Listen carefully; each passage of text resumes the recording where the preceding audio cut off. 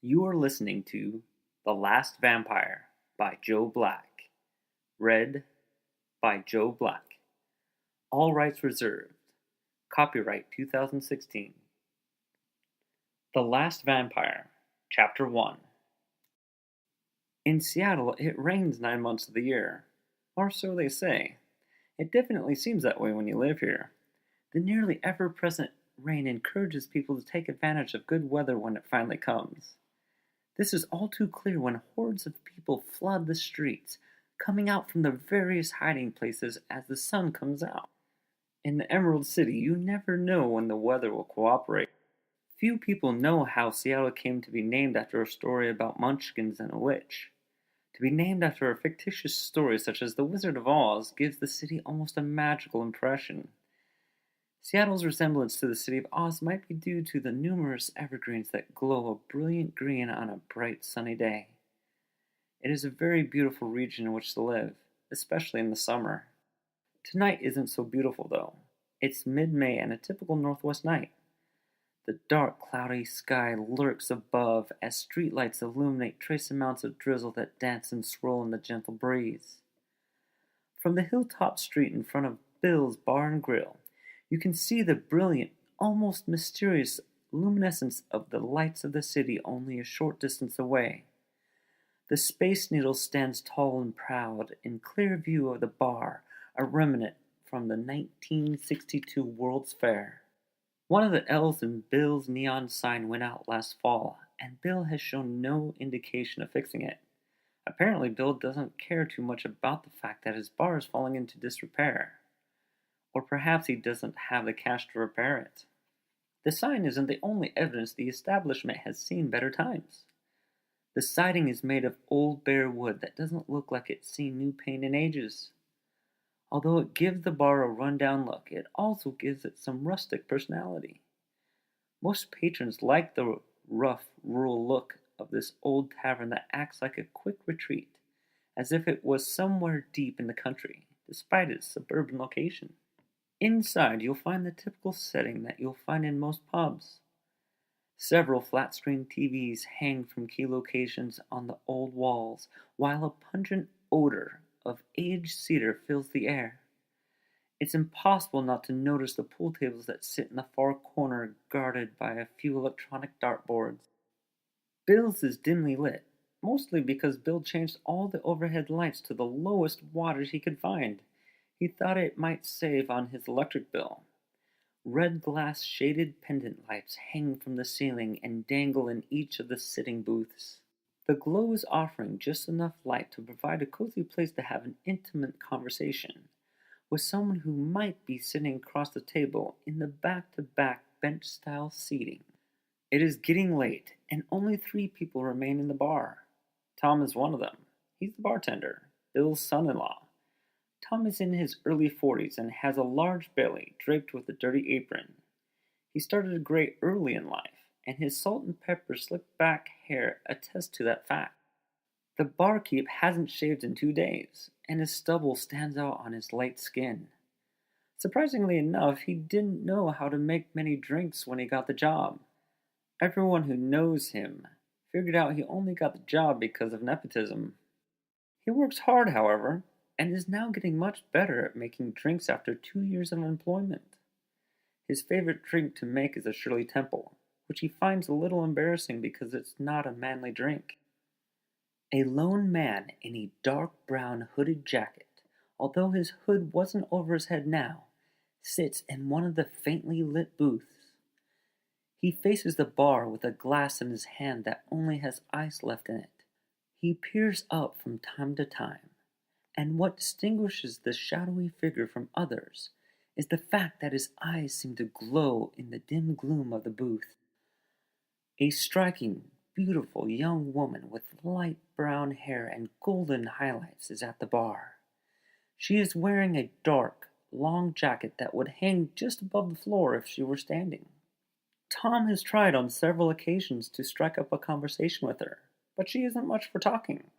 So he leads her to her full glass. A suitor had bought her the drink several hours before, but she still hadn't taken more than a sip from it as far as Tom could tell. She talked to the young handsome man who bought it for her for about 30 minutes, but he had left an hour ago disappointed. Although she is a regular, she never does seem to drink much, so Tom wonders why she even comes in the first place. He doesn't mind though. Bartenders usually like having someone as attractive as her in his bar. She draws a crowd and men buy her drinks often. The flat screen TV directly above the bar gives anyone sitting in the stools a great view of whatever game or broadcast that might be on. At this time of night, Tom prefers the news. The broadcaster is reporting on a local rapist who is terrorizing the city, and police seem to be clueless, having no suspects. Tom cleans glasses and gets the bar ready to close. He is halfway listening to the broadcast when he glances over and notices the attractive woman staring at her glass in deep contemplation. With as much time as he has spent in the bar, he can tell when someone is thirsty. He is a little confused because she looks thirsty, but appears to have little interest in her drink. "Rosalind, is everything okay?" Tom asks, half expecting she will probably not respond. She surprises him with a brief reply. "Yes, Tom. Thank you." She flashes her dazzling smile in his direction. It has been a long time since a woman that beautiful has smiled at him. He can't deny the fact that it makes him feel warm inside. He can't help the feeling that he has inside despite the fact that he would never cheat on his wife, and never has, even though he has had several opportunities. "Can I call a cab for you?" he asked, still a little shocked she answered, but encouraged at the same time. "No, thank you," she says in her sweet, tender, soft voice. She almost looks like an angel sitting there, Tom thinks. Her fair skin seems to almost be glowing. "Are you sure? It's not safe these days," Tom insists. "Yes, I'm sure. You are very thoughtful." She looks up from her glass with a smile that is so beautiful it nearly takes Tom's breath away. "I'll be fine. I do have to go now." She begins gathering herself. "Have a great night, and thanks for coming in." Tom sheepishly waves his towel still in his hand. She half grins again and stands up from the bar, leaving her drink nearly untouched, and gracefully walks to the door, opening it. After a short step, she pauses, looks up, notices the drizzle still dancing in the orange glow of the bright streetlights. She pulls her hood over her head and proceeds out the door. The lone man, as if awakened from a stupor, suddenly and without a word walks to the bar, pays his bill in cash, and hurries out the door, also pulling his hood over his head. Rosalind heads down the hill in the direction of the city. The World's Fair with its brilliant lights fill the night sky with a faint, mysterious aura over the city. When Rosalind reaches the street corner, she stops and casually hits the crosswalk button with her fist, and waits, turning her body slightly. The movement is enough that she notices the man in the hood from the bar coming the same way she has.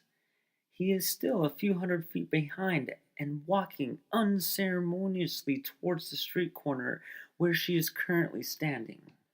The light changes and the well-recognized and slightly annoying audible signal to walk chirps, piercing the silence, letting anyone in the area know it's safe to cross the road.